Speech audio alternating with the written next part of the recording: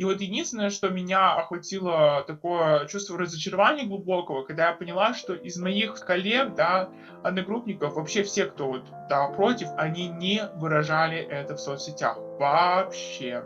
Мне вообще не нравится, когда говорят, что войну поддерживают в основном пенсионеры. Ко мне подошли два подростка. Один из них был одет в футболку с портретом Путина.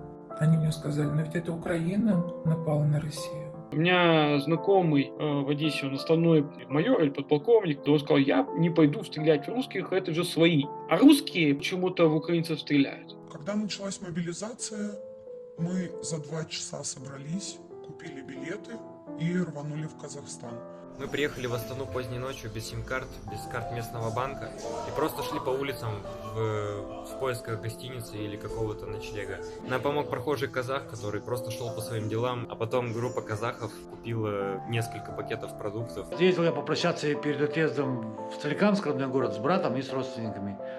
И все меня прокляли и пожелали меня повесить как предателя на виселицу, как бы, да. Ну, то есть вот такая тема.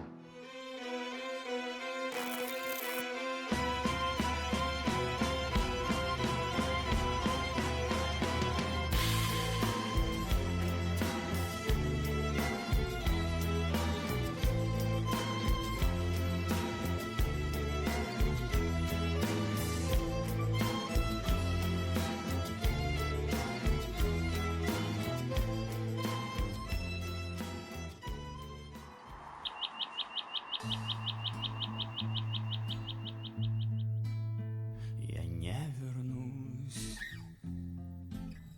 так говорил когда-то и туман.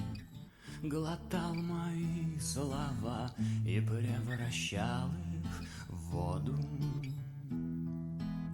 Я все отдам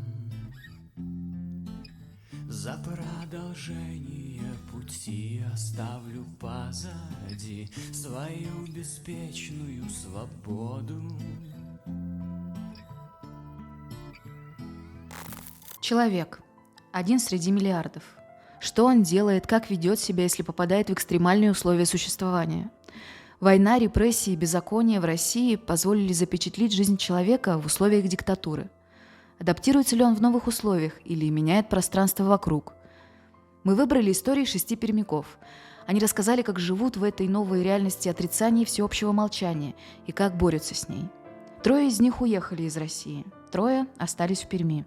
Наших героев объединяет один факт – несогласие с преступной путинской войной. Важное уточнение.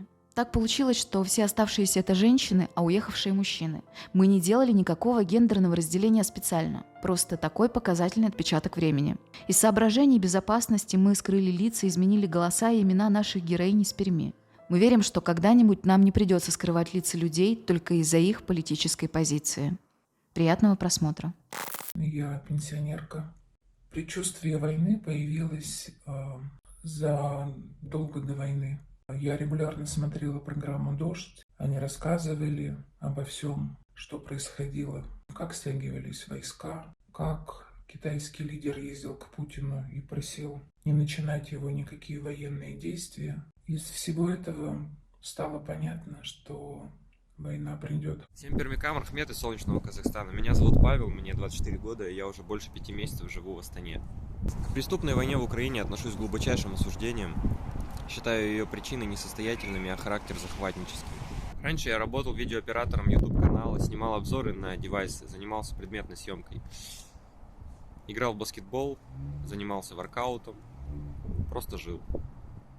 До войны я жил обычной жизнью, прыгал с парашютом, работал на аэродроме. У меня был мотоцикл, я гонял, по российским провинциальным городкам. И то есть я знаю жизнь России не телевизионную, а настоящую. Как живет провинция. Поэтому я не удивлен, что в основном гибнут провинциальные люди на этой спецоперации. Всем привет, меня зовут Денис, мне 44 года, я предприниматель, интернет-предприниматель. Сейчас я нахожусь в Великобритании, да, вот так вот жизнь повернулась, сам не ожидал, что тут окажусь. Я сам из Перми родом, родился на улице Орджоникидзе в роддоме. Вот, прожил 10 лет в Перми, потом родители переехали в Украину, в Мариуполь. И часто из Мариуполя ездил в Пермь к бабушке, и, в общем-то, даже потом на год приехал уже в студенческие годы работать в Пермь. Поэтому я могу назвать себя вполне экспертом взаимоотношений России и Украины. На самом деле у меня украинские корни, но родственников в Украине, которых я бы знала, нет сейчас. И мои предки были репрессированы как кулаки и сосланы на вишру, да, валить эти деревья, дрова, дерево, да, заготавливать. И я поэтому чувствую себя, наверное, причастной, да, к этой земле. И, наверное, из-за этого вообще еще в 2014 году, когда Россия оккупировала Крым, да, мне это очень сильно не понравилось.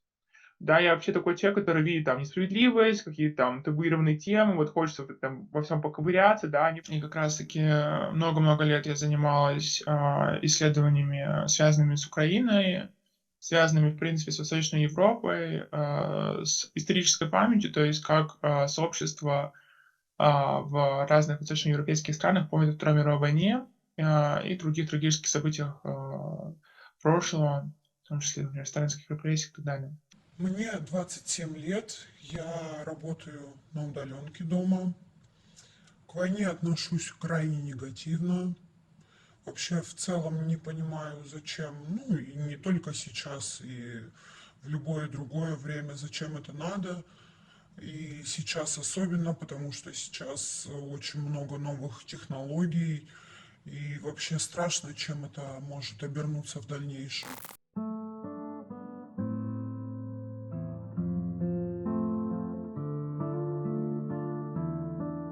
И сразу в первые же дни я написала 2 плаката «Нет войне» и «Путин в отставку». Глубокой ночью мы с мужем пошли его вывесить в центр города. Очень боялись, конечно, но все получилось. Однако утром его уже не было, когда я туда ходила. Я выражал свою политическую позицию задолго до начала войны. Впервые это произошло как в 2019 году, когда я прочитал книгу и посмотрел фильм «Текст» Дмитрия Глуховского. Меня глубоко впечатлила и тронула история главного героя, и я запечатлел в стихах его монолог к матери. Также я посвящал стихи делу сети в Пензенской области, самоизоляции, когда абсурд творился вокруг. Участвовал в митингах в поддержку Навального. Раньше я ходила на митинги, пыталась расклеивать стикеры, типа объявления на улицах с лозунгами «Нет войне». Там еще были какие-то выдержки из законов. Но просто со временем как-то уже поняли, что люди особо не хотят менять свое мнение, и поэтому мы просто перестали как бы этим заниматься и тихонечко держим свое мнение при себе, потому что если взять все количество наших знакомых огромное, то это буквально несколько человек, которые солидарны с нашим мнением, а остальные все за войну, против Украины и тому подобное. Просто люди смотрят телевизор, и у них мозги промыты вот этими каналами «Россия-24», вот этими шоу, новостями и тому подобным. Потом мы еще пробовали участвовать в митинге, но когда пришли к зданию законодательного собрания, там была только толпа полицейских, больше никого. Писала петиции, было несколько петиций против войны и импичмент Путину. Я пытался что-то сделать там, агитировал против этого всего. То есть говорил с людьми, и только единицы были против, да. Все остальные либо молчали, либо запуганы были, либо поддерживали, либо явно и двусмысленно говорили, надо бить хохлов, убивать весь ядерную пыль, там, всю Европу и так далее. При этом, пользуясь благами цивилизации, ездили на иностранных машинах с айфонами и так далее, да. И вот потихоньку меня ломало это все. Как бы и так все было уже просто жесть состояние.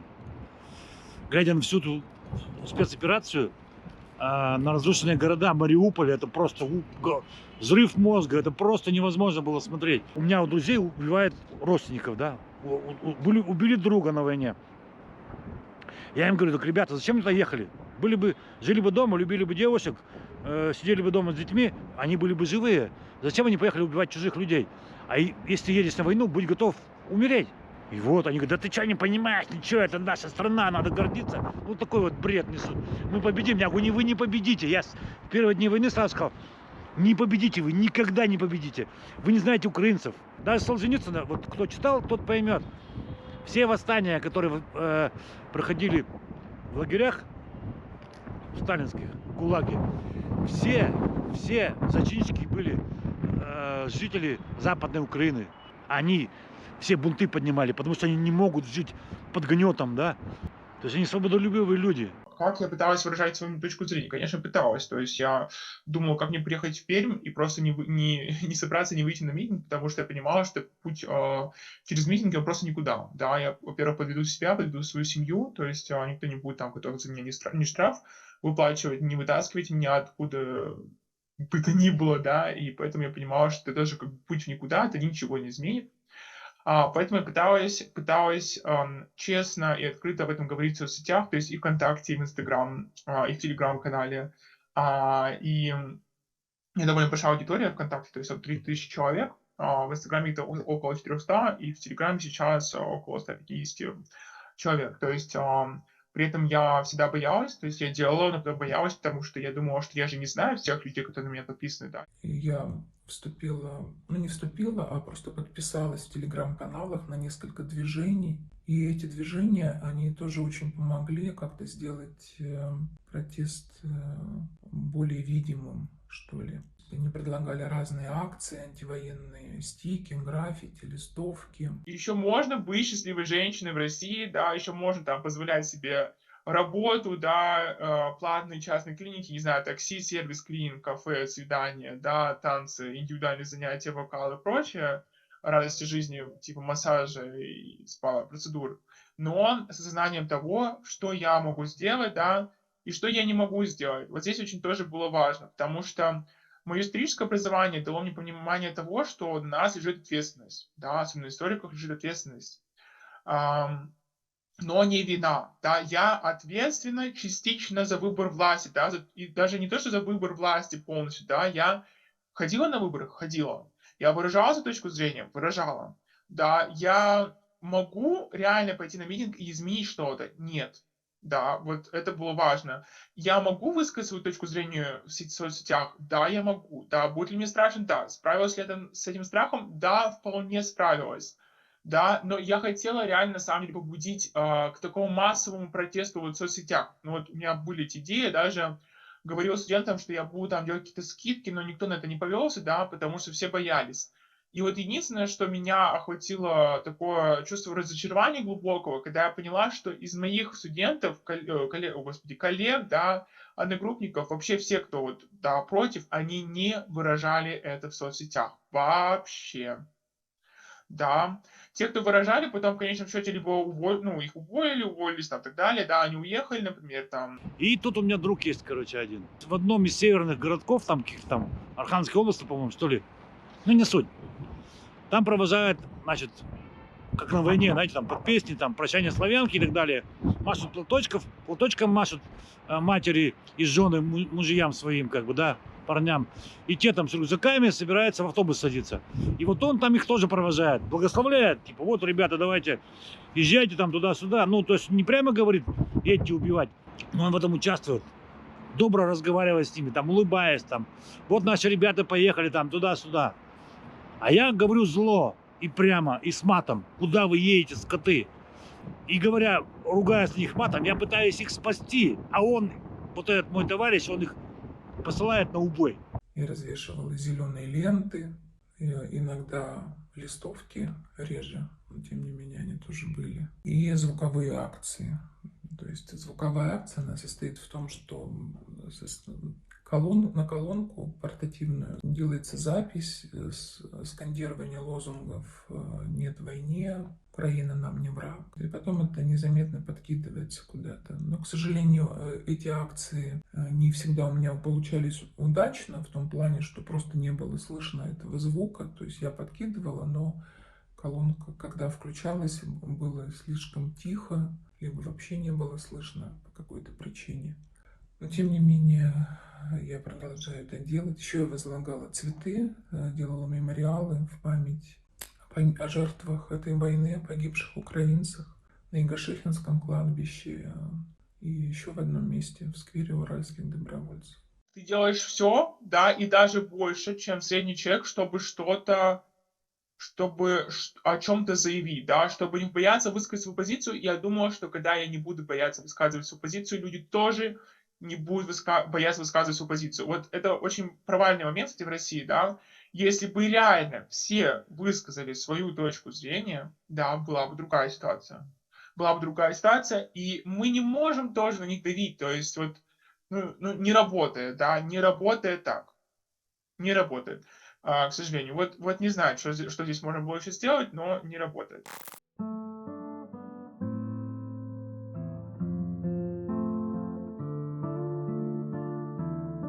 В городе, пожалуй, ничего не изменилось с тех пор, как началась война, но изменилось мое отношение к городу и к горожанам. Если раньше меня посещали какие-то светлые чувства, я любовалась своим городом, меня все радовало вокруг. Какие красивые здания, сколько парков делается, дороги ремонтируются, что-то улучшается, то сейчас мое отношение изменилось на прямо противоположное. Я стала замечать не красоту зданий, а наоборот убогость города, неотремонтированные с трещинами тротуары, грязь. Когда началось все меняться, я была еще в Египте. Я знала, что вот эти Z везде, да, будут значки. Меня это, конечно, жутко триггерило, а потом понятно, что вызывает привыкание, да, то есть вы смотрите на знак, уже никто ни о чем не думает на самом деле, то есть как бы, вызывает усмешку дикую, потому что как бы, знаете, как бы вот это чувство есть в России странно, да, вот мы любим и ненавидим Запад очень сильно любим и ненавидим Запад, это как-то, знаете, даже иногда вот вызывает какую-то просто саркастическую усмешку, потому что использовать в качестве национального символа, да, букву не из кириллического алфавита, при всей этой риторике, самое идиотское, что можно было вообще придумать. Хотя политтехнологии, видимо, работают идеально, может быть, я зря критикую Путина, потому что заявляет такую поддержку и согласие, да, в 21 веке на войну против государства соседнего, которое имеет просто миллион количества родственных связей, просто помыслить, да, невозможно, но он смог. С началом войны ушла, наверное, такая спокойная жизнь. Очень много мыслей начало приходить в голову, негативных, конечно. Появилась какая-то степень депрессии, постоянные мысли посещают, что происходит, а что может быть и что будет. Некий страх за свою жизнь, за жизнь людей, близких, знакомых, все это появилось. В городе, цены поднялись, а так в целом я бы не сказала, что много чего изменилось. Я вот смотрю на своих знакомых, люди живут дальше своей жизнью, ничего у них не поменялось, они ходят на работу, живут дома, семьями, развлекаются, большинство людей как-то эта мысль особо не затрагивает, скажем так. Что изменилось в городе после войны? В плане того, как еще поменялся город, многие действительно люди уехали, да, знакомые, не сказать, что близкие, но знакомые. Все мои студенты, которые занимаются со мной онлайн, многие из них тоже эмигрировали, либо по работе с семьями, либо по учебе. Знаю отток, который идет в вузах. Это очень печально. Мне это очень было грустно осознавать, что были и увольнения по политическим причинам и в Высшей школе экономики, и в Пермском педагогическом университете, и в Пермском национальном университете. Это, конечно же, прискорбно, потому что у нас так гуманитарное образование, знаете, там, на ладно не дышит периодически, да, а тут еще и кадры оттекают, это, конечно, большая утечка мозгов.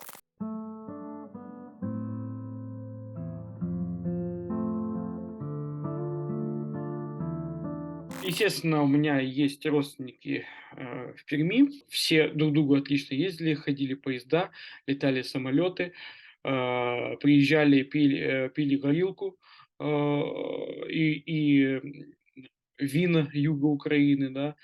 Или же мы приезжали в Пермь и пили те же настойки, да, или бальзамы уральские. Никто друг друга не ненавидел, не было понятия там хохлов-москалей. К моей жене нормально относилась, она у меня с Одессы. Да и когда я жил в Мариуполе, как бы ко мне тоже как бы никто не говорил, что я там какой-то там не такой, да, какой-то с Урала приехавший. Я не могу вообще сказать, что какая-либо была вообще когда-то межнациональная рознь. Отношения с родственниками, друзьями, отношения прервались в 2014 году с момента взятия Крыма. Я не сильно там топил за какую-то там сторону. Мне просто было неприятно, что это происходит в моей стране. Тем более, что я жил в Одессе, и как раз вот эти одесские события 2 мая, в общем-то, я тоже был в эти дни в городе. Два каких-то клана друг с другом кого-то там перестреляли, пережгли, из этого пытаются раздуть трагедию.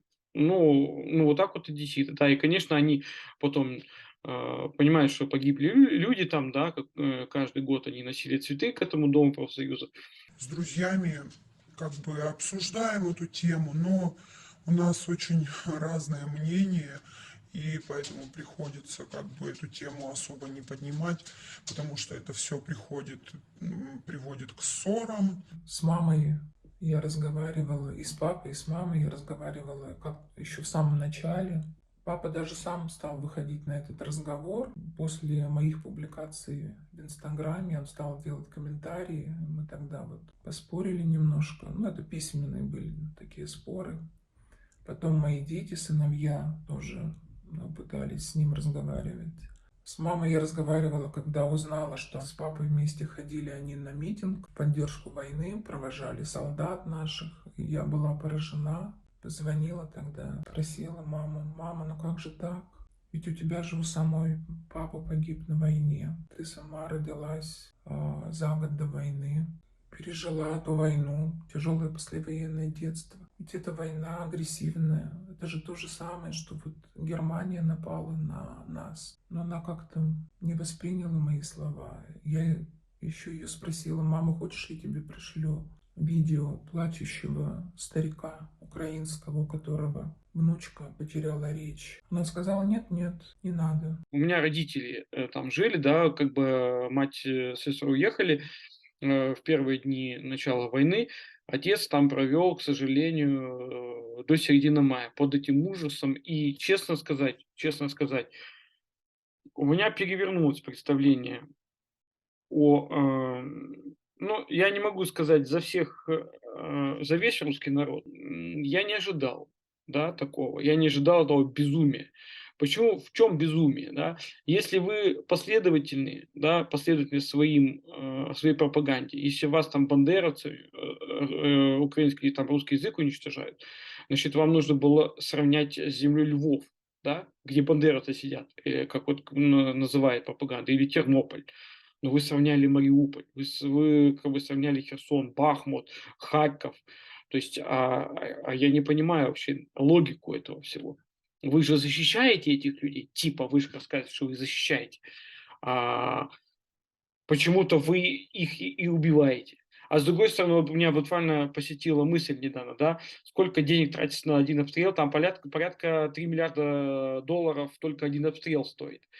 Сколько многоэтажек, сколько квартир можно было построить на каждый обстрел, даже, скажем, за МКАДом, или даже внутри МКАДа, да, или на той стороне от МКАДа, да, вот постройте на 3 миллиарда долларов 5 микрорайонов, не знаю, сколько там хватит, и просто придите и раздайте ключи там, сказать: ребята, значит, кому не нравится киевский режим, так называемый, да, возьмите ключи и переезжайте. Это было бы гораздо умнее.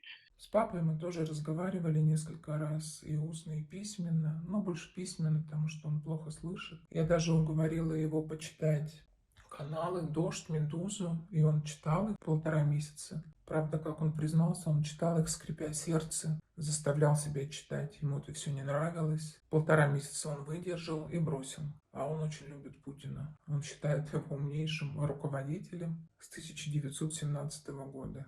Вот потом еще я ему послала ссылку на правдобот. Он прошел его, как мне сказал, но тем не менее все равно остался при своем мнении. Мы продолжаем общаться, мы собираемся на семейные праздники, мы просто не трогаем больше эту тему.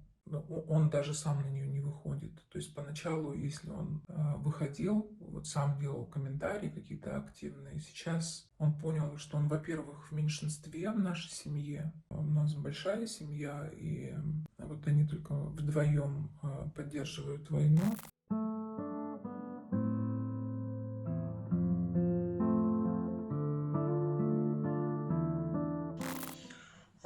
У меня есть дальние родственники на Украине, это тетя. Раньше мы общались хорошо, она приезжала к нам в Россию частенько, но лет 5 назад отношения сильно поменялись, как бы не с нашей стороны инициатива была. То есть сейчас просто общение с этой тетей на минимуме. Это привет, как дела? И там, ну, с праздниками поздравляем. То есть больше мы не общаемся. Мама у меня иногда пишет, спрашивает, как вы? Ну, ответ всегда как бы нормально. Мы как-то решили ездить, несколько лет подряд ездить во Львов. Львов это является на сегодняшний день культурная столица Украины, так как, допустим, Питер это культурная столица России, это столица, кофейная столица, да, столица круассанов. Мы приезжали через букинг квартиры. Так вот, к нам пришла хозяйка, мы выселялись, забирать ключи, да, как бы, и попросила рассказать стишок. Мы попросили рассказать стишок, естественно, ребенка. Ребенок маленький, 3 года, он рассказал, естественно, стишок на русском языке. Во Львове на русском языке хозяйке рассказал стишок, да. Его не расстреляли, его не повесили там на столбе, как бы ему хозяйка дала конфетку. Да, понятно, что она была украиноязычная. Тем более, что у меня было очень много проектов в моей жизни студенческой и даже после с украинцами, да, с коллегами-историками, со студентами из Украины. Поэтому, ну, это очень сильно на меня повлияло.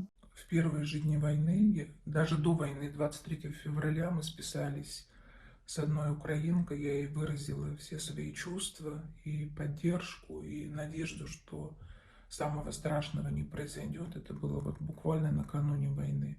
Я эту украинку знаю по своему хобби. У меня было и сейчас остается несколько хобби. Вот одно из хобби это была онлайн-игра в слова. Там играют люди со всей страны, и не только из нашей, со всего мира, пожалуй, люди играют.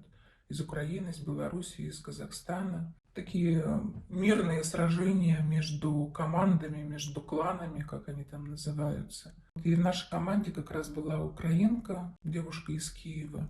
И вот буквально 23 февраля, когда уже все стало понятно, она вышла из команды, и я ей вот тогда написала. Интересно, что я как раз прекратила заниматься теми хобби, в которых я пересекалась так или иначе с украинцами, хотя я с ними контакт не порвала, и вот недавно еще раз мы переписывались с ними. Второе мое хобби, которое как-то само собой прекратилось, это я учусь в школе вина, это мое второе увлечение, и тоже как-то почему-то перестала я им заниматься, а куратором у нас была там тоже украинка. Я тоже ей написала, она из Харькова. Она все время хорошо относилась к русским, у нее мама жила на Донбассе.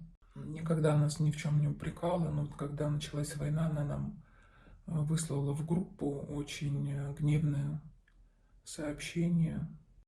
И я их понимаю, украинцев, как немцы были виноваты в том, что они допустили Гитлера, так и мы в какой-то мере виноваты в том, что у нас случилось, что у нас Путин узурпировал власть, превратился в диктатора, и Пошел войной на соседнюю сторону. Более того, он еще и с нами воюет.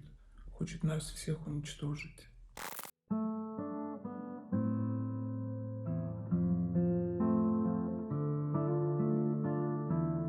Потом началась мобилизация. Я всем орал: не ходите, не берите повестки, вы что, с ума сошли? Мало того, вы там можете сдохнуть, но вы и убьете кого-нибудь. Накопил долларов немножко, я там 710, взял с собой 2 банки тушенки и уехал. Потому что невозможно было дальше терпеть. Решился на отъезд после объявления частичной мобилизации, так как понимал, что я военнообязанный, и рано или поздно у меня есть вероятность попасть на фронт.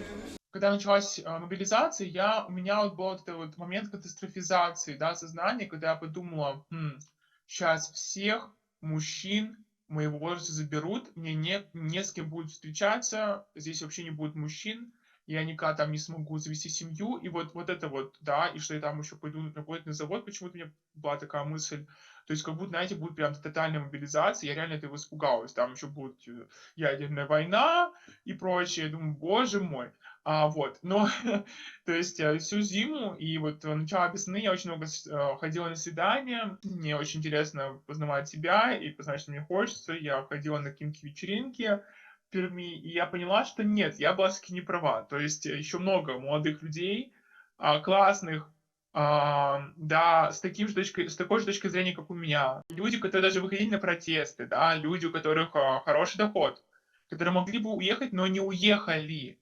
Да, потому что им тоже нравится Пермь, потому что у них тут семья, да, потому что у них там тут родители, потому что у них там работа, да, потому что кто-то не знает английского языка, но они все равно здесь остались. Еще много осталось людей, разумных, адекватных, да, которые будут строить потом это будущее, да, совсем другое будущее. Когда началась мобилизация, мы за 2 часа собрались, купили билеты и рванули в Казахстан. Билетов не было вообще. Мы приехали на Пермь вторую. Я не знала, куда ехать, куда податься просто. Говорю, дайте мне, пожалуйста, 2 билета до Петропавловска, потому что это первый город, который я вспомнила. Билетов не было. Были билеты в Перми в города в разные, но я говорю, давайте с пересадкой. Мне говорят, даже с пересадкой нет билетов. В итоге нашли 2 билета, были от Перми до Омска и от Омска до Петропавловска. Пока мы стояли, оформляли эти билеты, их успели выкупить. В итоге мы очень расстроились, все, мы уже подумали, что мы никуда не уедем, что остаемся в России. Пока мы стояли, расстраивались, уже все начали отходить от кассы, и мне тут девушка, кассир, говорит, что появились 2 билета от Челябинска до Петропавловска, мы давай быстрее их оформлять, а потом уже оформили билеты от Перми до Челябинска. И в этот же день мы съездили домой с вокзала, быстренько скидали чемодан, вещи первой необходимости, раздали животных друзьям и родственникам, и в этот же вечер мы уехали.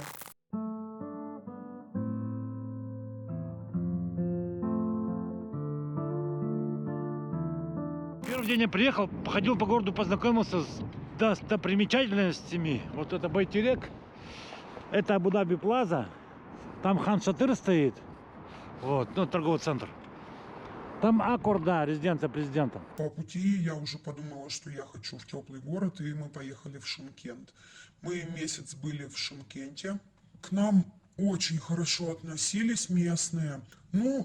Пару раз было такое на самом деле, да, что казахи высказывали недовольство по поводу повышения цен на жилье, такси чуть дороже стоило. Но это было такое легкое недовольство. По отношению к нам негатива не было вообще. То есть очень хорошо относились, дружелюбно, прям с пониманием. Мы приехали в Астану поздней ночью без сим-карт, без карт местного банка. И просто шли по улицам в поисках гостиницы или какого-то ночлега. Нам помог прохожий казах, который просто шел по своим делам и показал нам бюджетный хостел, в здании которого находилась круглосуточная столовая, где мы, собственно, и спали первую ночь. А потом группа казахов купила несколько пакетов продуктов, и просто потому, что так было правильно, и показала город.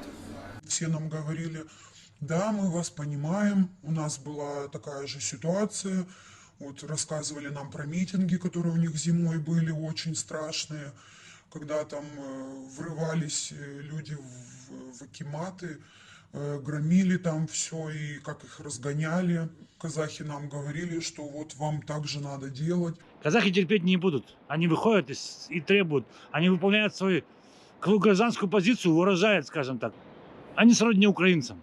То есть они в том году вот, им подняли цену на газ, они взяли и вышли. И сейчас у них газ, цена, ну как бы, и бензин такой дешевый, все дешевое, потому что они не терпят, как в России. Меня посадили бы за мои комментарии, за мои отношения, прям без вариантов. Поэтому я взял и уехал. Тяжело, но интересно.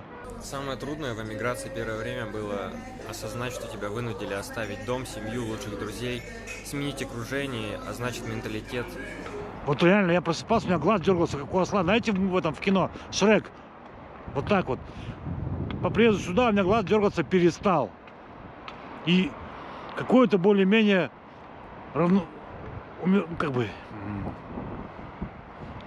как-то душа более-менее успокоилась. Я все еще с этим не смирился, не смирюсь никогда. Ну как-то мне стало безопаснее здесь чувствовать себя. Были моменты, когда я просыпался, думая, что я все еще нахожусь дома, и осознание приходило только спустя некоторое время. В общем, в итоге, когда началась мобилизация, я на работе все компьютеры, свои пароли убрал. Значит, вышел из всех аккаунтов, короче. Купил билет на поезд Москва, Абакан, Омск, Караганды. То есть сел в Перми на поезд, доехал до Астаны, до Омска, потом до Астаны, вот я здесь. Взял с собой 2 банки тушенки майской, потом покажу я вам. В качестве талисмана я взял с собой книгу, которую перечитывал не один раз и еще не один раз перечитаю. Это «Чайка» по имени Джонатан Ливингстон Ричарда Баха. Она о том, как важно сохранять в себе воображение и твердую веру в себя, о том, как любой навык можно развить в себе упорством и трудом. День я походил, погулял, вечером сидел, мониторил соцсети, не соцсети, интернет, в поисках работы. И на 3-й день я вышел на работу класть плитку. Вот, потом я плитку положил, ванну сделал, получил деньги и стал думать уже, чтобы самому что-то замутить. Ну, я пока работал, уже думал. В итоге создал тут ТОО, как нерезидент. Ко мне тут прибилось парней, россиян, немножко. И вот сейчас идет потихоньку работа здесь. Ну, начало, скажем так. Мы работаем, делаем ремонты квартир дизайнерские и какие-то деньги зарабатываем, вот.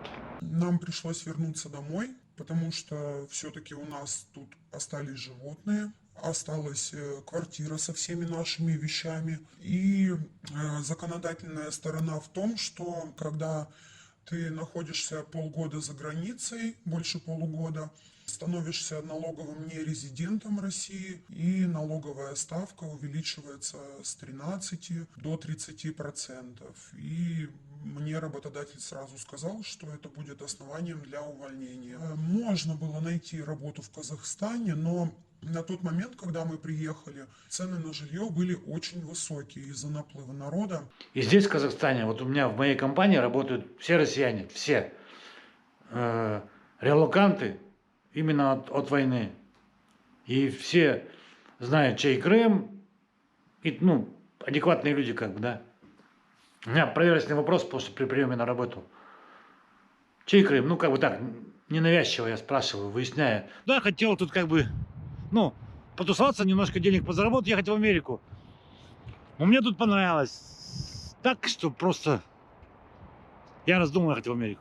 Тут народ позитивный, никто не думает о войне, все переживают за Украину, ну и за русских тоже, за россиян, что они дебилы оболваненные, да. Здесь мирно, уютно, безопасно.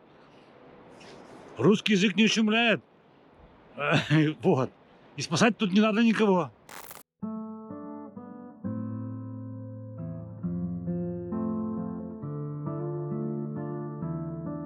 Я делал антивоенные стики, это было нетрудно, и развешивал их тоже в городе. Однажды, поначалу, наверное, я недооценивала всю опасность этого шага, И делал это вообще даже средь бела дня в центре города, задерживаясь в одном месте достаточно долго. В этом была моя ошибка. Один из самых бдительных прохожих обратил на меня внимание и чуть не утащил меня даже в отделение. Он сказал: это вы стики развешивали? Я сказал: нет, не я. Но он, тем не менее, меня схватил. Он говорит: ну, пойдемте тогда вот сейчас свидетелей спросим. Если они пойдут с нами, то мы пойдем с вами в отделение. Свидетели, к счастью, отказались идти, поэтому все закончилось благополучно, цель я свою выполнила, но это научило меня впредь быть более осторожной. Я видела очень сильно угрожающие комментарии. Есть люди, которые видят это как угрозу и готовы прям доносить, да, то есть у нее были угрозы в этом плане в соцсетях, конечно же, после этого вот хочется, как бы, не знаю, сразу все вещи взять и сбежать отсюда, но как бы я на самом деле очень люблю Пермь, я очень ценю тот уровень жизни, который я здесь смогла достичь, условно говоря, да, который у меня сейчас, и мне комфортно. Мне вообще не нравится, когда говорят, что войну поддерживают в основном пенсионеры. Это не так. Я смотрела один график, видела, который четко показывает, что и сторонники, и противники войны есть во всех группах возрастных. А один молодой человек, он даже пошел, донес на меня полицейским. Ему было лет 20, наверное, может 20 с небольшим.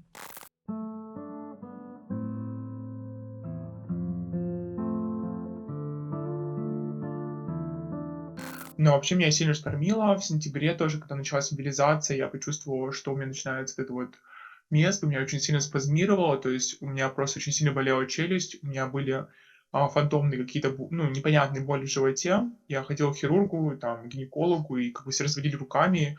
И я поняла, что это просто от стресса, от сильной тревоги, которую я не могла унять.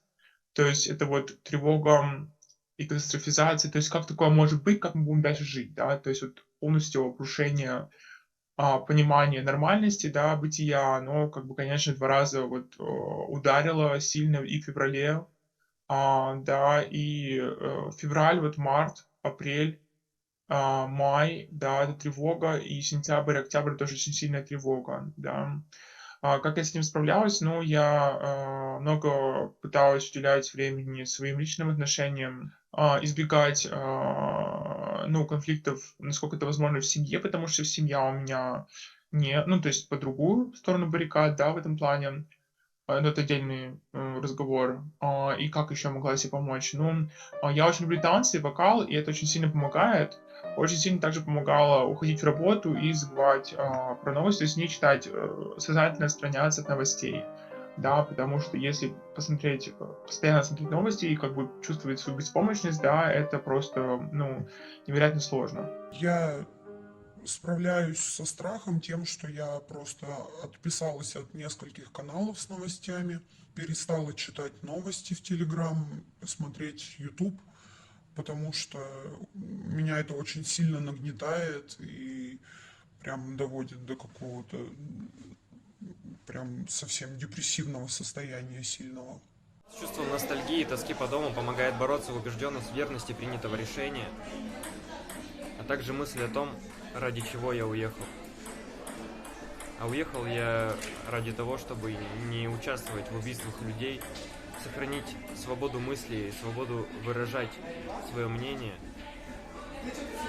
и не жить в страхе быть призванным на войну или арестованным за инакомыслие.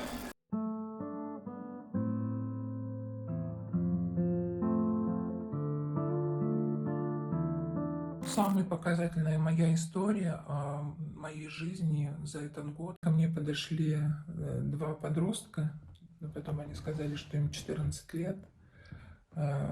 Один из них был одет в футболку с портретом Путина. И у них цель была просто вот узнать, почему вообще я против войны. Они мне задавали много вопросов. Мы с ними очень хорошо поговорили. Они мне сказали: но ведь это Украина напала на Россию. Я им объяснила, что нет, все как раз наоборот. А как же Донбасс? А как же Крым? Я им тоже это все рассказала. была аннексия, и были нарушены границы другого государства, а потом после Крыма начался гражданский конфликт на Донбассе, и Россия в него вмешалась. Мы долго разговаривали, они мне еще много вопросов задавали. В конце у них были очень, кстати, хорошие глаза, и в конце они мне сказали: вы хорошая женщина, но вы не убедите тех, кто за Россию. Не успела я им ответить, что я тоже за Россию. Я против власти, против Путина, но я люблю Россию. Я люблю людей, я люблю природу. Здесь моя семья, здесь мои друзья. И меня больше всего удивляет в этой войне то, что русские, да, давайте уже так говорить, называть вещи своими именами, исполнили приказ, выполнили приказ. У меня знакомый в Одессе, он основной, там не помню, кто он, майор или подполковник, он там с Дальнего Востока, он потом уехал в Одессу, он сказал, когда вот после 14-го все это началось, 14-го года, он сказал: я не пойду стрелять в русских, это же свои. Ну, то есть он живет в Украине, у него мать жила, тут брат там, да, как бы все, то есть он уже как бы, ну, скажем, прижился уже много десятков лет, там, лет 20-30 уже прожил в Одессе.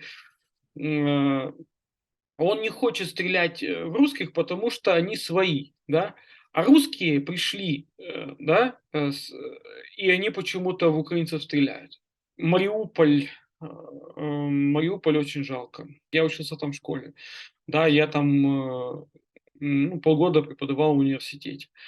Мой университет разбомблен, здание полностью. Когда я добрался до новостей и посмотрел, что сделали с Мариуполем, я ужаснулся. То есть это вообще тот город, который остался у людей в памяти. Вот я думаю, все вы, кто смотрите, да, у вас есть в памяти там из детства, из юности любимые там улицы, любимые районы, там, где вы любили, там, где там первая любовь была, там какие-то парки. Я вот помню, мы даже с дядькой, когда по Перми ездили, да, вот мы заезжаем в Мотовилиху, он говорит: вот здесь мы босоногое детство там было, да, вот заезжаем там на Нагорный, да, вот тут как бы у меня там профессиональное становление было, да, там я там профессию себе приобретал.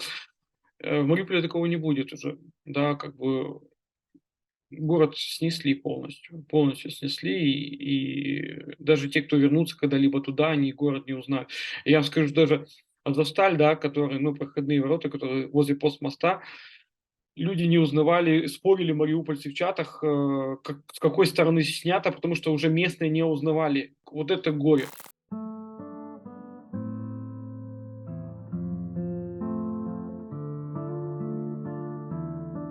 До войны я мечтала просто о счастливой, беззаботной жизни, о том, как я буду путешествовать по стране, по миру, как буду наслаждаться нашей красивой природой в Пермском крае, как буду отдыхать на даче со своей семьей.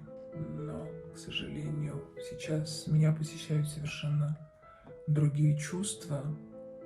Никогда не хотела уехать из страны, да, пожалуй, и сейчас не хочу. Люблю свою страну, несмотря ни на что, и я отношусь к той группе людей, которые, несмотря ни на что, хотят оставаться в стране.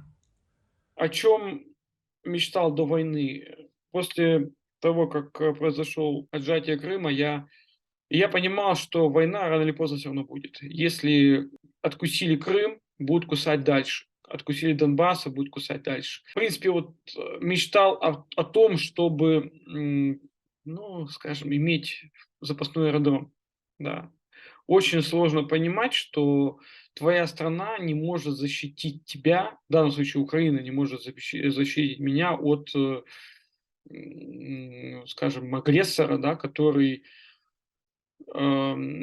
решил вдруг мне рассказывать, на каком языке мне разговаривать, да, или решил мне рассказывать, по какому времени жить, по московскому или по киевскому, решил вместо меня там рассказывать, какую историю моим детям преподавать, да, почему не я должен выбирать, почему не я должен как бы сам разобраться, почему мне нужно навязывать, да, вот была вот мечта иметь запасной аэродром. До войны я мечтал наладить свою личную жизнь и продолжать работать в удовольствие. Не передать словами те эмоции, которые я испытывал, когда просматривал ролики или читал комментарии под роликами, которые делал сам. Я мечтал освоить идеальную стойку на руках, просто жить.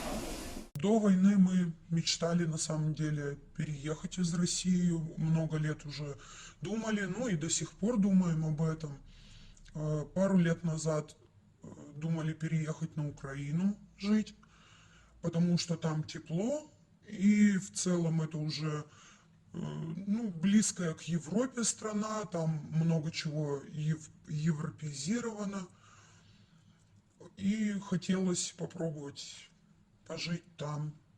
Там очень минимальный языковой барьер, в отличие от других стран. Не знаю, получится у нас или нет, но я все еще надеюсь, что мы переедем куда-нибудь в другую страну.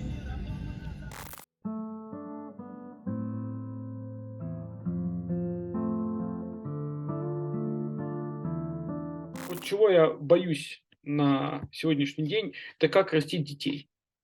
Как дети будут дальше жить. Потому что они будут жить под постоянным страхом. Да, под постоянным страхом нападения очередного. Какой-нибудь опять президент российский вспомнит историю, что вот там мы когда-то у нас был какой-то там очередной Петр Первый или какой-нибудь очередной Потемкин, да, который там добывал там победы.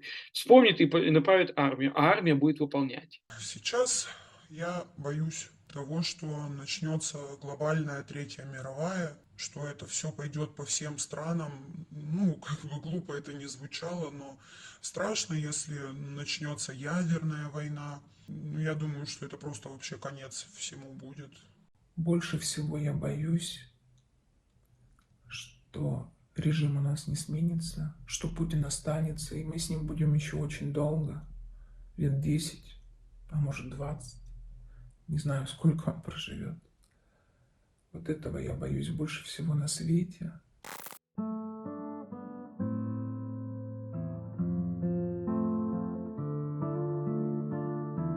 Я решил сняться в этом фильме, потому что мне не все равно, что происходит в моей стране, в моем родном городе. Я могу понять людей, которые по тем или иным причинам молчат, находясь в России. И, безусловно, иммиграция оставляет следы на жизни любого человека, но я верю, что этот опыт бесценен. Подобные истории, я верю, найдут отклик в сердцах людей и помогут им взглянуть на свою жизнь иначе. В этом фильме я решила сняться, чтобы показать, что есть люди, которые занимаются активизмом.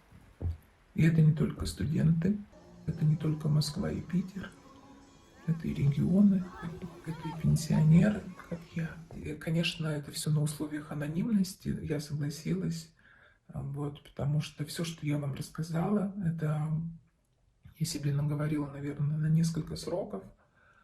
Вот это все очень опасная деятельность, поэтому только на условиях анонимности, только со скрытым лицом, только со скрытым именем я могу это все рассказать и этим поделиться. Но я хочу, чтобы другие люди знали о том, что есть такие, как я. Я думаю, что нас немало, просто немногие решатся. И я тоже очень долго думала, решалась сняться в этом фильме или нет, потому что, ну, по сути дела,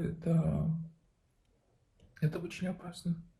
Я решила сняться в этом фильме, потому что я все-таки немножечко надеюсь, что люди услышат, поймут, подумают, что война это никому не нужна, что она может привести и уже приводит, только пока они здесь, к необратимым последствиям. Люди просто пока не понимают, что до них это еще не дошло, и они, поэтому, я думаю, немножко спокойно к этому относятся. А когда вот уже начнут умирать близкие, друзья, родственники, тогда вот, я думаю, люди будут задумываться и понимать, что война это вообще, это ужас просто.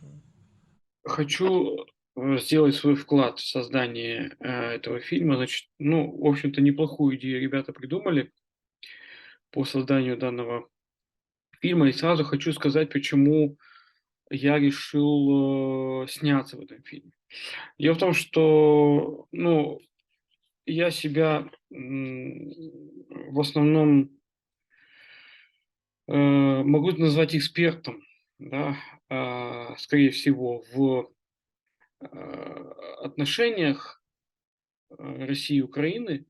Моя цель, наверное, в этом фильме показать, разбить все доводы пропаганды российской. Спасибо большое за возможность принять участие в этом фильме. Я думаю, что, возможно, кому-то это поможет почувствовать себя не таким одиноким. Всем желаю стабильности в ее хорошем, да, понимании, такой ментальной стабильности, которая не дает нам проваливаться в апатию, не дай бог, да, закончить жизнь самоубийством.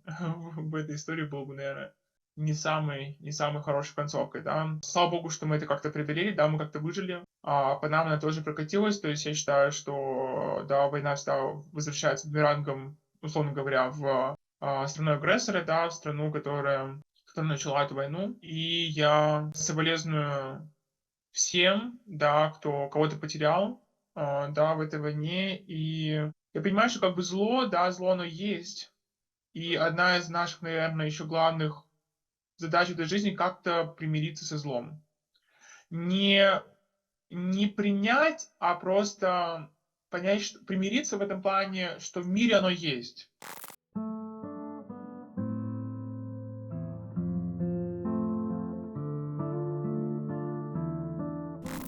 Я люблю город Пермь и при любой возможности хотел бы вернуться туда. Спасибо.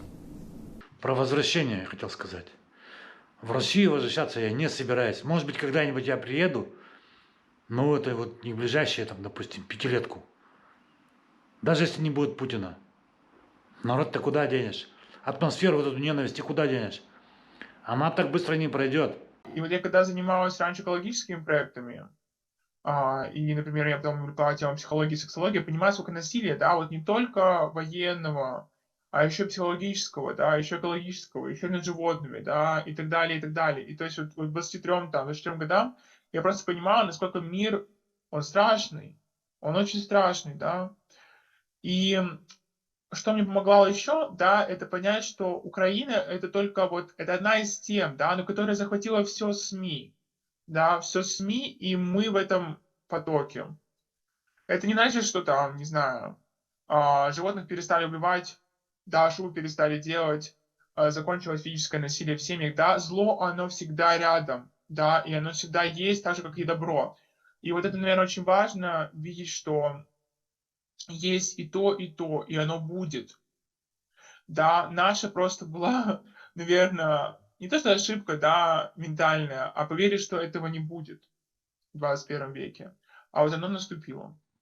Человек неизбежно ко всему привыкает, но важно себя одергивать, когда ужасы становятся обыденностью.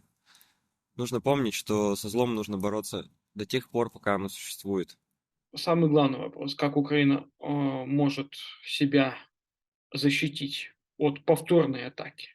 А то, что будут повторные атаки, ну, процентов, наверное, на 90 я могу сказать, что они будут. Да? Вот как чеченские войны была первая война, вторая война. Я очень боюсь, что может быть и украинская вторая, третья война, да. Когда мы были в Казахстане, мы думали, что все туда уехали, это те, кто люди против власти, то есть оппозиционеры, навальнята, например, которые против мобилизации, против войны, против всего этого. Но оказалось, что половина людей в Казахстане это были просто те люди, ну я имею в виду русских, конечно, туда приехавших.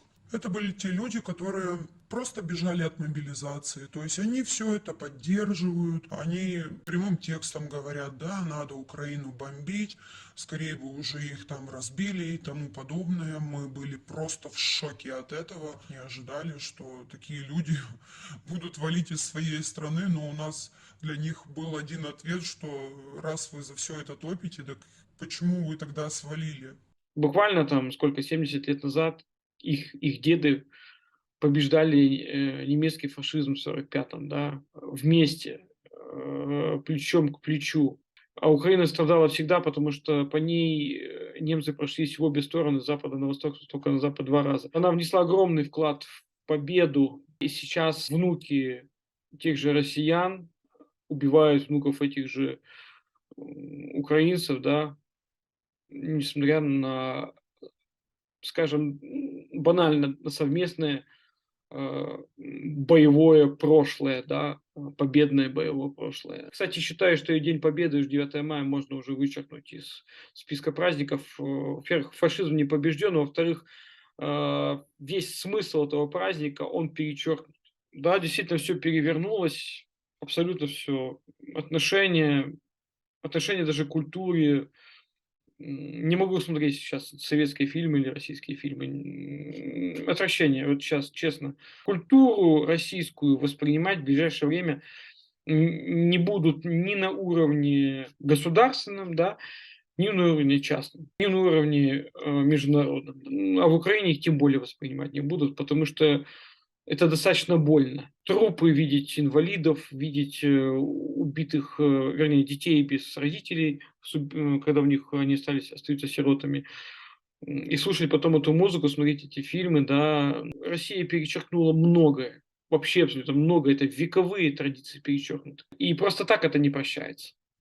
Просто так это не забывается, к сожалению. Это должно пройти несколько поколений покаяния. Нужно проводить какую-то там, не знаю, как немцев после войны, допустим, денацификацию какую-то, ну, в общем, надо что-то придумать, чтобы это все, ну, вытравить из мозгов людей вот эту заразу, посеянную 20-летием пропаганды вот этой путинской.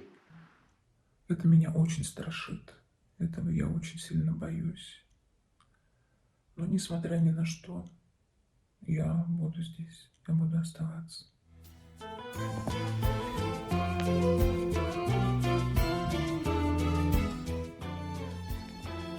Так, пошла запись, хорошо. Главное, чтобы тень на меня не попала. Всем привет, меня зовут Ухов Сергей, я автор канала Пермь 36,6. Всем привет, меня зовут Маша, я режиссерка в медиапроекте Пермь 36,6, и я делаю для вас этот фильм. Всем привет, я Иван, я работаю в Пермь 36,6. Я уехал из Перми 2 года назад, когда началась война. Всем привет, меня зовут Аня, и я веду телеграм-канал Перми 36,6. Это один из последних каналов в Перми, кто может говорить правду о том, что происходит на войне, о том, что происходит с пермяками на войне. Войну я застала в Петербурге. Я думала, что я вернусь из отпуска через 2 недели, но как-то затянула меня работа. Я тогда монтировала фильм про колонии. Когда я закончила и сделала финальные правки по фильму, его можно было уже скоро выпускать. Это было 4 утра 24 февраля. Но я проснулась в 9 утра от сообщения Ани Жуковой. Она написала: «Блядь, Маша, война». Я помню то утро, 24 февраля, мы с коллегами не спали.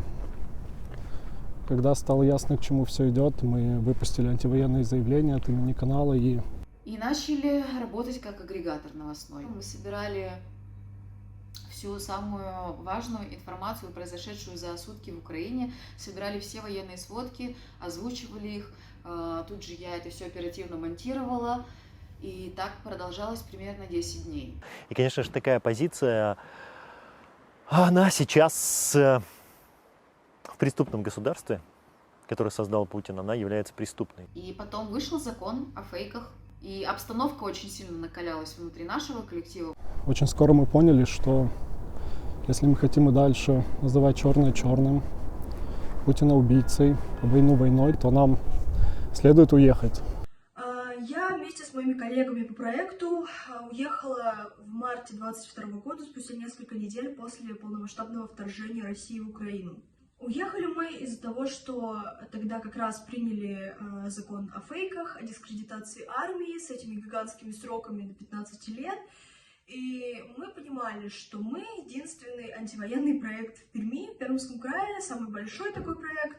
И понятное дело, что мы станем первой, самой главной мишенью для наших силовиков, которые, во-первых, не смогут не исполнять указы из Москвы, если такие будут, и также не откажутся от дополнительных звездочек на погонах. Штабы Навального, где я был координатором штаба Навального в Перми, признали экстремисткой, меня сняли с выборов под этим предлогом, и я ждал, когда за мной придут.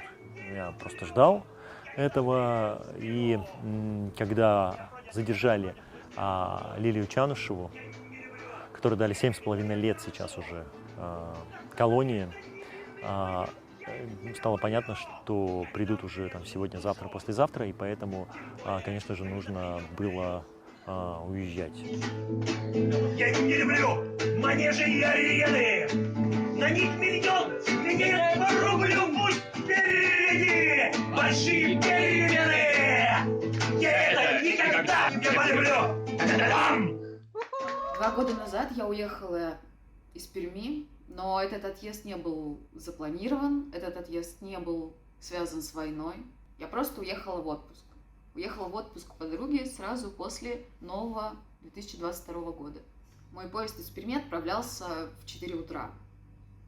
Поэтому в 2 часа ночи я приехала к своей маме и привезла ей кота Изюма. Мама открыла дверь очень сонная, и я говорю: иди ложись спать, не надо меня провожать, я вернусь через 2 недели. Я взяла этого кота, обняла его, он, как обычно, нервничал, мяукал, конючил. И я такая: ну, котик, ну не беспокойся, ну не волнуйся, я через 2 недели вернусь. И в итоге приехало такси, я уехала и больше не вернулась в Пермь. Для нас это было очень непростое решение, потому что Россия наш дом, Россия наша родина. А Путин отнял наш дом, отнял чувство родины, потому что когда ты видишь, как летят ракеты в Украину, как гибнут люди, ты просто не можешь ассоциировать себя с этим злом. Ты видишь постоянно кровь, трупы, видишь, как уничтожают мирную жизнь украинцев, ты это монтируешь, и невозможно от этого как-то отделиться. Понятно, что это моя работа, но ты не можешь просто это как-то монотонно просто монтировать как рутину. Но тем не менее мы как-то после отъезда собрались, пересобрались, спланировали работу, и вот уже канал, вот уже 1,5 года пишет, единственный, наверное, пишет всю правду. Конечно же, это очень, наверное, сложно писать о регионе, не находясь в регионе. Я очень благодарен своим коллегам, которые, несмотря на такую сложную ситуацию, переезд, расставание с родственниками и так далее, собрались и до сих пор работают. Эти 2 года я успела пожить в 2 странах. 1,5 года я жила в Грузии, чуть больше 1,5 лет я жила в Грузии, сейчас несколько месяцев я живу в Литве. И не было... Извините, это моя кошка. Переезд, в принципе, это очень нервная штука. Ты теряешь практически все, начинаешь все с чистого листа. Я вообще удивился, насколько в Европе действительно, и это не разговоры, потому что права человека это работает. То есть это реально работает, когда государство заботится о гражданине, да и даже не о гражданине, то есть о любом человеке. Государство принимает людей, которые находятся в беде. Гражданин он или не гражданин, государство понимает ценность жизни каждого человека и, собственно, принимает его, обеспечивает, каким-то образом защищает. И это просто какое-то невероятное человеколюбие, милосердие. Это 2-й код. Да, спасибо. Можешь пройти, пожалуйста, побыстрее. Благодарю. Интересно, как российские власти просто, насколько вот эти вот тейки, пропаганда про то, что страны Балтии это одни русофобы, они ненавидят русских, все такое, насколько они вообще не реальны. Потому что для меня, как человека, даже не подверженного пропаганде, я все равно ехала и такая: блин, вдруг что-то там. Нет, типа, люди спокойно переходят на русский, если они, понимают, что ты не знаешь литовский. Они спокойно говорят с тобой на русском, они все понимают, как и в Грузии люди. То есть, если ты им объясняешь, кто ты, что ты тоже пострадал от этого режима, что с ним боролся, они все прекрасно понимают. И так мы оказались в Грузии. Я живу здесь, после войны уехали. Из Перми, да. Да. Поэтому, как Путин сдохнет, приезжайте. Да, ой, хороший, слава говоришь. Нас сразу приняли очень тепло. Когда мы ходили с Ваней по улице, искали какие-то обменники, какие-то рынки или магазины, видимо, на лице у нас было выражение каких-то растерянных котят, и люди это видели, и они подходили и говорили: а вам нужно помочь, а запишите наш телефон, если что, мы вам поможем, мы все расскажем, где что есть. А если вам плохие люди встретятся, вы не обращайте внимания, плохие люди есть везде. А вы откуда? А мы такие стыдливо: мы из России. Они такие: да, ну ничего, ну мы знаем, что в России тоже есть хорошие люди. Как относится к русским? Относится прекрасно. На самом деле, я живу совершенно в маленьком городе, и даже здесь есть улица Чехова. Здесь очень много там спектаклей местный театр ставит. Очень много обсуждается Россия. Многие с сочувствием относятся к россиянам, многие, то есть уважение к россиянам никуда не пропало. И такая человечность, она просто обескураживает, потому что ты из страны оккупанта, из страны, которая оккупировала Украину, из страны, которая как раз-таки оккупировала Грузию, продолжает ее оккупировать. 20% Грузии оккупированы. И каждую ночь российские погранцы со стороны так называемой Южной Осетии захватывают все новые и новые территории Грузии. Они просто сдвигают колючую проволоку вперед. Это называется ползучая аннексия. Они похищают граждан Грузии, пытают их в подвалах Цхинвали. Эта территория, которая Южная Осетия, на самом деле она называется Самачампла. Это ее правильное название. И совершенно нет никакого предубеждения, что Россия — это там страшные орки, которые необразованные и могут напасть на кого угодно. Нет, конечно же, все понимают, что это не что иное, как просто как зверство режима. И зная всю эту ситуацию с оккупированными территориями Грузии, у меня не укладывается в голове, почему грузины такие человечные. И этому я хочу учиться. И если Россия — это моя душа, то Грузия — это мое сердце, потому что для меня это место стало фактически вторым домом. Когда ты какой-то травмированный, раненый всей этой российской диктатурой, а здесь такая человеческая доброта, она просто тебя исцеляет. Конечно же, эта работа и этот канал долго не заставил ждать для того, чтобы силовики не попытались на нас давить, не попытались закрыть канал с самого начала. К сотрудникам нашего канала, к их родственникам приходили силовые структуры и прямо говорили передать нам, что если мы сейчас не закроем канал, то нас ждет уголовное дело и так далее. И действительно, уголовное дело не заставило себя ждать. На меня завели уголовное дело совсем недавно, полгода назад где-то. В рамках этого дела летом провели обыски у правозащитников в Пермском крае, у моих родственников, у моей мамы. К нашим родителям приходили полицейские, они вызывали их на какие-то опросы, где спрашивали: а где мы, а что мы, почему мы уехали, ой, а что, почему они считают, что им грозит опасность и все такое. Моей маме показывали распечатки билетов моих из России, когда я уезжала, весь мой маршрут. Они показывали разные скрины из моего инстаграма, спрашивали о моих друзьях, о моих каких-то знакомых, с которыми я выкладывала сторисы. Меня признали иностранным агентом. Совсем недавно 2 раза оштрафовали за то, что я не ставлю эту строчку о том, что материал изготовлен иностранным агентом. Мы заведем уголовку за экстремизм. Как только они пересекут границу с Россией, как только они приземлятся в Пермском аэропорту, мы сразу наденем на них наручники, и они поедут далеко и надолго. Поэтому мы понимаем, что мы вернуться в Россию сейчас не можем, к сожалению. Это очень грустно, потому что, для меня, по крайней мере, я думаю, что для всех, в принципе, эмигрантов это очень грустно, но я, наверное, больше всех из нашего проекта переживаю по поводу того, что не могу вернуться в Россию. Честно, не проходит и дня, чтобы я об этом не думала, и буквально любое воспоминание о доме может привести к тому, что я буду сидеть и плакать весь вечер. Единственное, что помогает держаться и работать дальше, это вы, наши подписчики, пермяки, читатели и зрители. Видя, как выросла наша аудитория с начала войны, мы поняли, что мы делаем очень важную работу. В первую очередь, как, наверное, в качестве моральной поддержки, потому что когда ты видишь, что ты не одинок, что ты в своих взглядах не один, что в твоем городе очень много единомышленников, это дает чувство надежды. Я очень надеялся на новое поколение, потому что оно настолько прекрасное, новое поколение росло. Оно у нас умное, образованное, действительно воспитанное на принципе прав человека.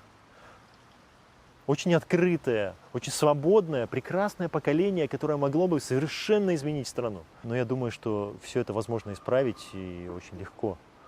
Наша страна очень богатая, и в первую очередь человеческим потенциалом, людьми. И поэтому зло, оно долго не протянет. Понятно, что долго это может длиться и десятилетия, но я думаю, мы еще будем праздновать победу, я уверен в этом. Хочу закончить свой спич тем, что я правда очень надеюсь, что мы вернемся. И это самое главное, что помогает мне не унывать, что мотивирует меня работать, продолжать бороться с Путиным. И да, как-то так. Чтобы Россия была свободной, нам нужно изо всех сил помогать Украине. Кто чем может. У кого насколько хватает смелости. Но лучше делать что-то, чем не делать вообще ничего. И ради этого мы должны жить.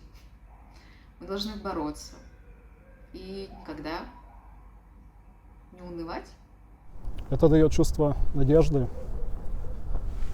что еще не все потеряно, что у России будет снова шанс стать нормальной. Спасибо, что поддерживаете. Мы обязательно вернем свой дом себе. Россия будет свободна. Счастье не за горами. Не по себе от этой тихой и чужой зимы, с которой я на ты, нам не стерпеть друг друга. И до войны мне не добраться никогда, моя безумная звезда ведет меня по кругу.